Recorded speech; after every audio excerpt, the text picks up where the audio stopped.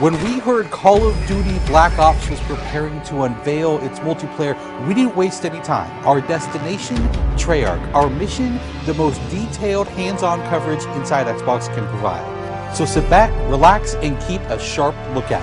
Every feature you hear about in this preview has never before been done in a Call of Duty game.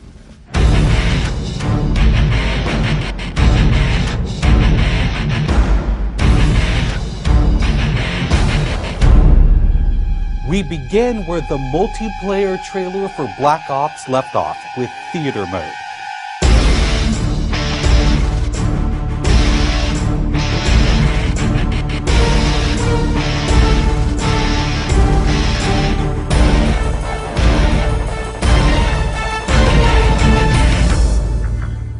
Dan Bunting explains. You can switch the camera from any player's perspective in both first person and third person. You can detach the camera and go into free cam mode, which allows you to fly anywhere on the map, basically. It's really interesting when you pause the game and go into free cam, you just see all the particle effects just in their full glory, just frozen in time, and it makes some really awesome footage. You really want to give players the tools to be creative, make their own machinima, make their own highlight reels. Maybe they're really competitive clans that want to just capture the films from their matches and then go back and analyze what the other team did or whatever.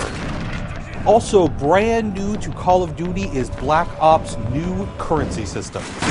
We put the currency system into Black Ops multiplayer principally because we felt like it'd be a very interesting way to engage with all the unlocks that you've been getting. So one of the things that's really fun about currency is instead of being specifically told at a specific level what you're going to get, we're unlocking features by level, but then once the feature is unlocked, you can purchase any component of that feature with the currency directly. Of course, when you got a little currency jingling in your virtual pockets, nothing feels better than putting it on the line against your fellow players. Say hello, everyone, to wager matches. When we were developing the wager match game modes, we went through a whole bunch of ideas to find the 4 that we were going to use to ship inside the game. And really, if it wasn't people screaming in joy and frustration when they were sitting around the office playing, it wasn't good enough to be a wager match. Wager matches are all free-for-all modes, and they exist separately from the standard playlist.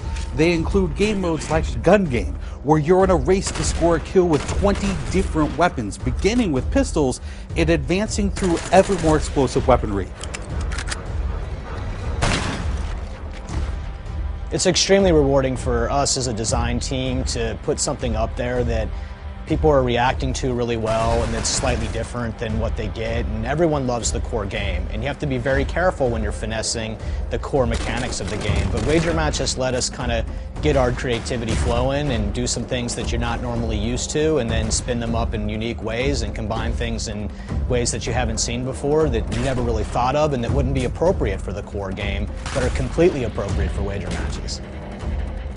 While the classic Call of Duty challenge system is still very much in place, Black Ops is also adding a new feature called contracts. Right, so if you're using the contract system, you actually have to put up a little of your own currency in order for a bigger payday. And depending on the contract, some contracts pay XP, some pay more currency, some pay both. But they're all time limited, and it's game time limited, so you have to go to work to accomplish that contract within the time period in order to get paid. It's different from the challenges, in so much that the challenges some players like to use very aggressively, and they map out their path through the challenge system in order to maximize their XP gains, in order to level faster. And then a whole nother set of players uses the challenges sort of passively. They're there, when you get them they feel good, but contracts gives you a way to directly engage with the content inside the game.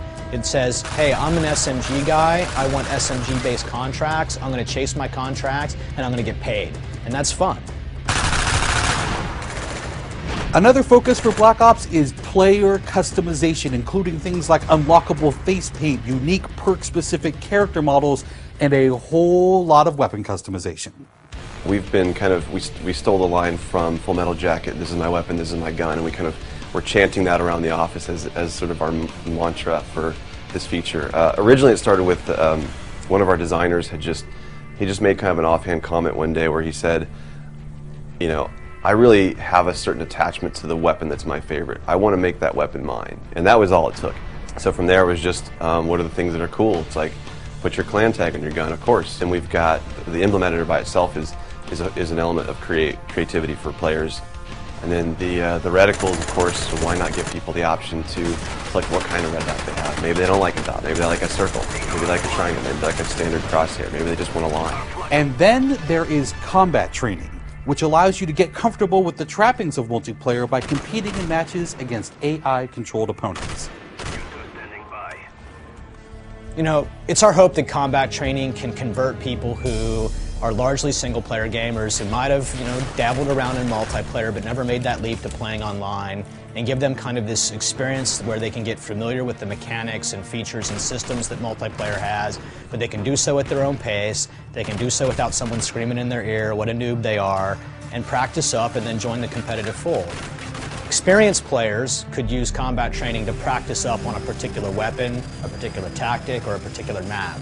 So we think it appeals to both audiences, but most directly, it was designed to help new players get into the mix.